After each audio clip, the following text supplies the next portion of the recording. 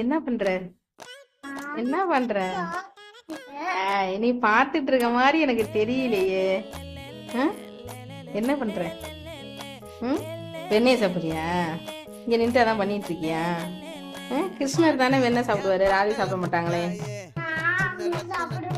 ராதையும் சாப்பிடுவாங்களா? இந்த ராதையும் சாப்பிடுவாங்க. ராதைய ட்ரெஸ்ஸா காணோம். ராதை ரொம்ப மாடலாம் இருக்காங்க. வெண்ணெய் வந்து ஊருக்கவே வேணாம்னு நினைக்கிறேன். பெருவாயிலே சாப்பிட்டு போயிருக்க வெண்ணிய.